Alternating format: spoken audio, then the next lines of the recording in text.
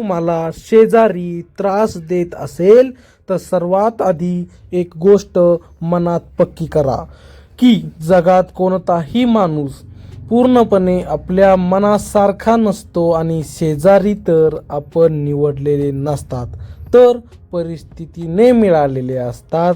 त्यामुळे शेजाऱ्यांच्या वागण्यामुळे मनात सतत राग, चीड, द्वेष साठवून ठेवला तर त्याचा त्रास सर्वात आधी आपल्यालाच होतो हे समजून घ्या.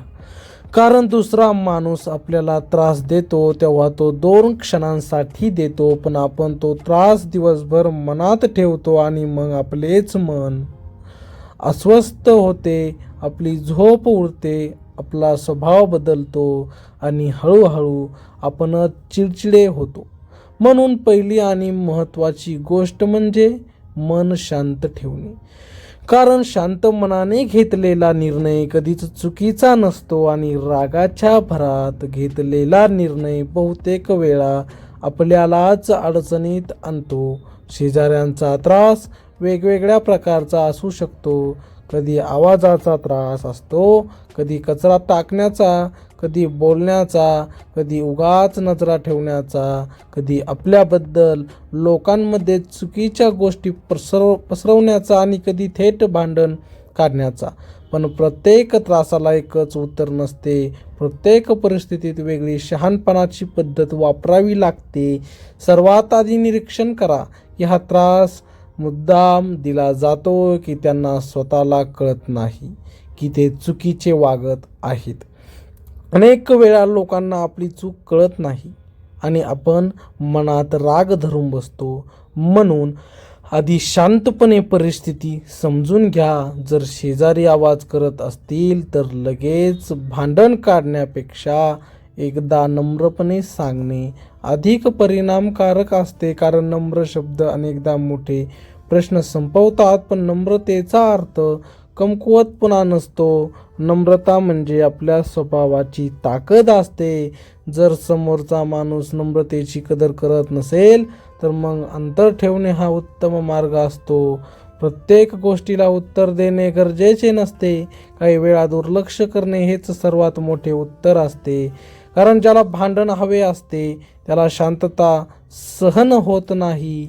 शेजाऱ्यांमुळे आपले घर अस्वस्थ होऊ नये म्हणून घरातील वातावरण मजबूत ठेवा. घरात आनंद असेल तर बाहेरचा त्रास कमी जाणवतो. कुटुंबात प्रेम असेल तर बाहेरचे कटू बोलणे मनाला लागत नाही. त्यामुळे घरात सकारात्मक वातावरण तयार करणे फार महत्त्वाचे आहे. हसणे, बोलणे, एकत्र बसणे यामुळे मन मजबूत होते आणि मजबूत मनाला बाहेरचे टोमणे फारसे दुखावत नाहीत. लोक काय बोलतात यापेक्षा आपण काय आहोत हे महत्त्वाचे असते. शेजारी काहीही बोलू देत, पण आपले वर्तन स्वच्छ ठेवा. कारण शेवटी समाजात आपली ओळख आपल्या वागण्यानेच बनते. लोक 2 दिवस इतरांचे ऐकतात पण आयुष्यभर आपले वर्तन पाहतात. म्हणून संयम ठेवणे ही सर्वात मोठी जिंक असते. शेजाऱ्यांशी जास्त जवळीक ठेवू नका आणि जास्त दुरावाही ठेवू नका. मध्यम अंतर ठेवा. कारण जास्त जवळीक झाली की गैरसमज वाढतात आणि जास्त दुरावा झाला की संशय वाढतो. त्यामुळे सभ्य अंतर ठेवणे ही एक कला आहे. आपले वैयक्तिक जीवन प्रत्येकाला सांगू नका. कारण जिथे माहिती जास्त तिथे हस्तक्षेप जास्त होतो. जर शेजारी मुद्दाम त्रास देत असतील तर आपली मर्यादा स्पष्ट ठेवा. पण ओरडून नाही तर ठामपणे शांत आवाजात सांगा की हे वर्तन योग्य नाही. कारण शांत पण ठाम शब्द लोकांना जास्त भिडतात.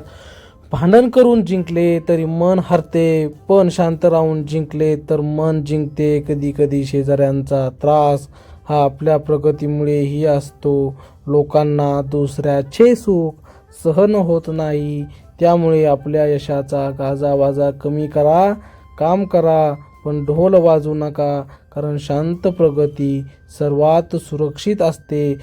मनात द्वेष ठेवू नका. कारण द्वेष हा विषासारखा असतो. तो समोरच्याला नाही तर आपल्यालाच जास्त जाळतो. क्षमा करणे म्हणजे समोरच्याला मोकळे करणे नाही, तर स्वतःला मोकळे करणे असते. जेव्हा आपण मनातून माफ करतो तेव्हा आपले मन हलके होते आणि हलके मनच आनंदी राहू शकते. जर परिस्थिती फारच बिघडली तर कायदेशीर मार्ग असतो, पण तो शेवटचा पर्याय असावा, कारण कायद्यापर्यंत गोष्ट नेणे म्हणजे नात्यांचा पूर्ण शेवट असतो. त्यामुळे आधी संवाद, नंतर अंतर आणि शेवटीचं कठोर पाऊल हा क्रम लक्षात ठेवा.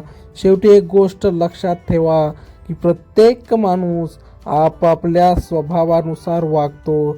आपण दुसऱ्यांचा स्वभाव बदलू शकत नाही, पण आपली प्रतिक्रिया नक्की बदलू शकतो.